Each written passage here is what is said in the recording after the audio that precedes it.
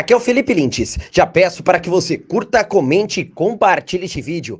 Pessoal, é o seguinte, o presidente Jair Bolsonaro efetivamente está virando votos e justamente aonde ele tanto precisa, como por exemplo, na região Nordeste. E detalhe, não sou eu que estou falando por falar. Estou baseado em pesquisas, em resultados das últimas que têm saído por aí. Mas que, claro, boa parte da imprensa brasileira tenta esconder.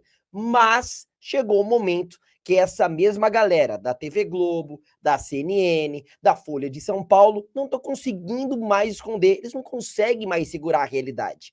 Tanto é verdade que uma comentarista da CNN resolveu mandar essa. Na verdade, o Lula tinha uma escolha muito difícil, né? Que era desagradar a militância dele e ficar no tabuleiro em que ele ganha o jogo, que é o debate sobre economia e projeto de governo. E por que ele ganha o jogo? Sem juízo de valor. Porque o Bolsonaro é a vida que a gente leva agora. Então, toda a dificuldade do momento presente, o eleitor tende a atribuir ao presidente da vez, principalmente econômica. E as lembranças do passado, a gente sempre tende a lembrar a parte mais doce. Então, esse é um debate em que o Lula tinha muita vantagem.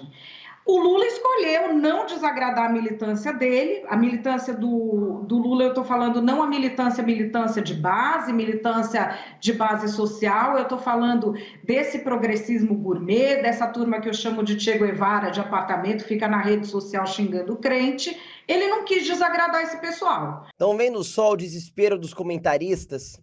Eles estão vendo que Lula está cometendo uma série de erros na sua campanha e quase que como gurus estão alertando Lula através de recados da imprensa.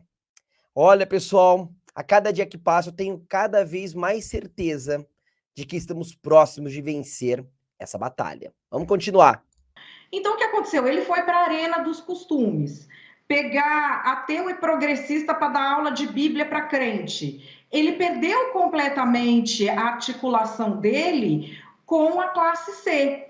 Ao mesmo tempo em que o Bolsonaro, por ser uma força outsider, soube construir isso muito bem ao longo de toda a sua trajetória. Ele tem uma militância nativa digital, ele tem outro tipo de organização, ele não é o cara que vai fazer, vamos dizer, ele não vai estar com as pessoas do mainstream, ele não vai estar com a MPB, ele não vai estar com os artistas progressistas, ele está com o que a classe C gosta, ele está lá com o povo do jiu-jitsu, ele está lá com sertanejo, ele está lá com influencer de lifestyle, ele está lá com influencer de oração, com círculo de oração. Exatamente, Bolsonaro está com um povo. E existe uma coisa que a gente tem muito preconceito, eu digo a gente porque eu sou de uma elite urbana que tem preconceito, sim, com evangélico, fui aprender a não ter depois de muito tempo, depois de adulta. A cultura evangélica não é do religioso mais, ela é a cultura e a moralidade da nossa periferia, e é uma língua que o progressismo e o mainstream não falam, mas que a Michelle Bolsonaro fala, e fala bem. E para a moralidade do evangélico, não é o governante que tem de ser o probo, que tem de ser o certinho, é a mulher dele que tem de ser uma serva de Deus.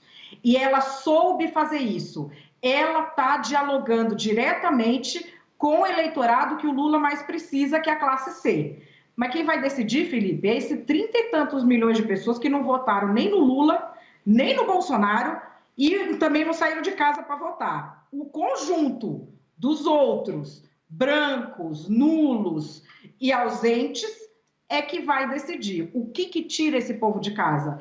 Quem está incentivando mais esse povo a sair de casa até agora, na minha visão, é Bolsonaro. Olha, não dá mais para esconder. Efetivamente, o presidente Jair Bolsonaro tem feito o que a jornalista Madeleine Lasco acabou de falar. Bolsonaro tem feito a população brasileira a sair de casa, não somente a converter votos, como também a mostrar para o povo brasileiro o desastre econômico, social e político que o PT trouxe enquanto esteve no poder. São esses mais de 30 milhões de brasileiros que vão sair às ruas e vão às urnas. Viram só? Está difícil esconder. A imprensa brasileira começa a reconhecer o grande feito da campanha do presidente Jair Bolsonaro, que tem buscado angariar votos nos mais diferentes setores. Inclusive, esses 33 milhões que a jornalista acabou de falar, que não saíram de casa, não foram votar, grande parte dessa população vai sim para as urnas e grande parte ainda vai votar em Jair Bolsonaro. porque esse público que não votou é aquele que prega o seguinte discurso: nenhum nem outro, mas não quer Lula de jeito nenhum e teme de medo de um terceiro governo Lula. Pois é, mas saiba que não parou por aí. Uma jornalista da TV Globo também resolveu mostrar aos seus colegas que, claro, ficaram totalmente calados em clima de velório, que o presidente tem crescido e muito na região sudeste. Tudo isso graças ao fechamento com os governadores dos estados de Minas, São Paulo e Rio de Janeiro, que, olha, só para deixar um alerta, representa aproximadamente 40% de todo o eleitorado. É isso mesmo, 40% dos votos estão aqui, ó, na minha região, Sudeste. Se liga. Porque aqui tem vários sinais de alerta para a campanha de Lula. Não é necessariamente novo, porque esse quadro em que Lula perde em todas as regiões, exceto no Nordeste, já se mostrou assim. Mas a gente está a 11 dias da eleição.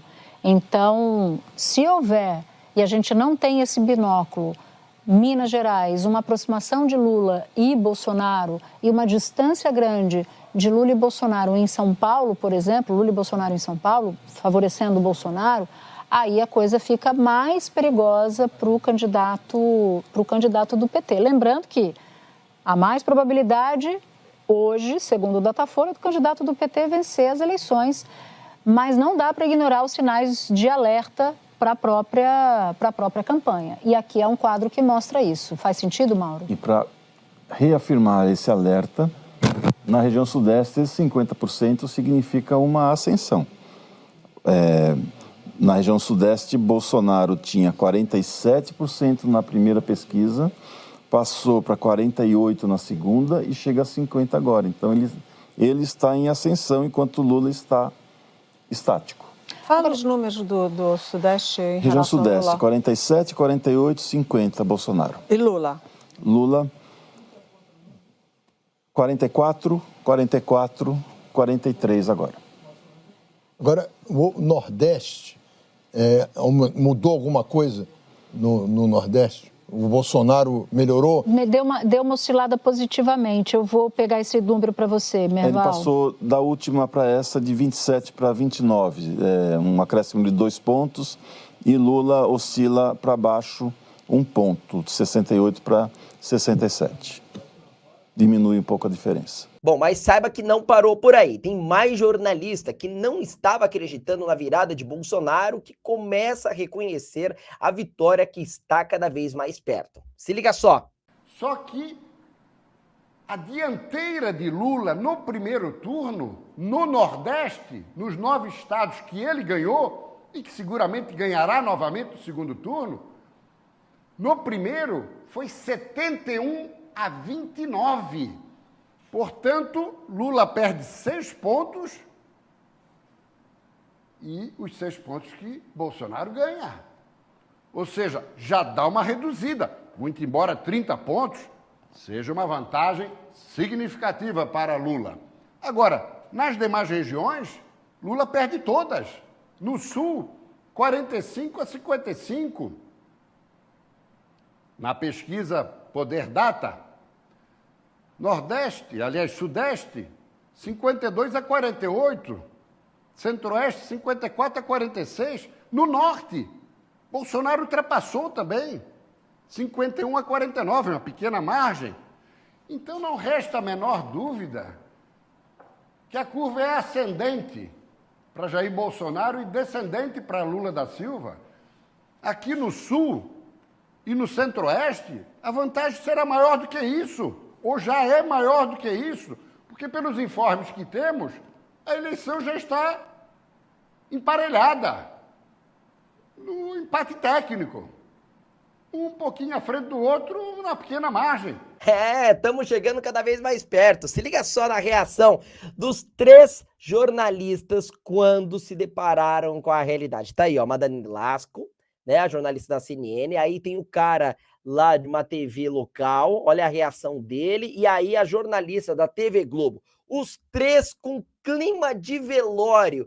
Isso, sinceramente, é impagável. E olha, sabe por que eu tenho mostrado as análises da velha imprensa brasileira sobre o crescimento do presidente? Para que você consiga se animar cada vez mais de que o seu trabalho está dando certo, de que o meu trabalho está dando certo, que o nosso trabalho está dando resultados da virada de voto do presidente. A gente tem sim que seguir desmascarando Lula, a gente tem que mostrar o que efetivamente, através de verdades, de fatos, de números, o que foram os governos do PT.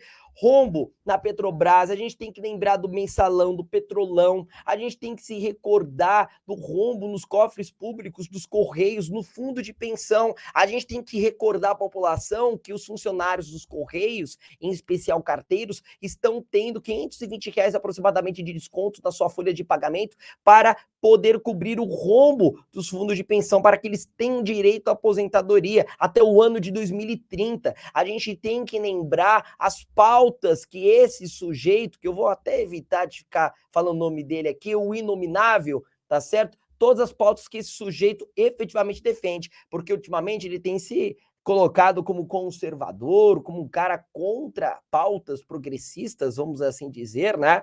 Só que a grande verdade, pessoal, é esta. Bolsonaro é um homem patriota. A gente tem que mostrar os feitos deste governo no sentido de que não existe corrupção. Temos que mostrar a conclusão da transposição do Rio São Francisco, obra essa que estava parada desde meados de 2014, 2015. Temos que mostrar a redução dos impostos em mais de 4 mil produtos. A gente tem que mostrar que foi graças à iniciativa do presidente Jair Bolsonaro que o preço dos combustíveis, como a gasolina e o álcool, foram reduzidos através da diminuição da alíquota do ICMS. A gente tem que lembrar também que todos os senadores do PT votaram contra a redução do ICMS, logo eles foram contra abaixar o preço dos combustíveis. Pois é, pessoal, nós temos a verdade a nosso lado, a gente tem propostas, nós temos pautas de grande crescimento ao nosso Brasil, a gente tem trabalho para mostrar, diferentemente da outra turma do nosso lado. Pessoal, se você gostou desse vídeo, já sabe, curta, comente e compartilhe. E olha, não fiquem muito animados também não, a gente tem que seguir trabalhando, o trabalho por aqui não para, muito pelo contrário, só continua. Meu nome é Felipe Lintz, te vejo na próxima oportunidade. Tchau, tchau.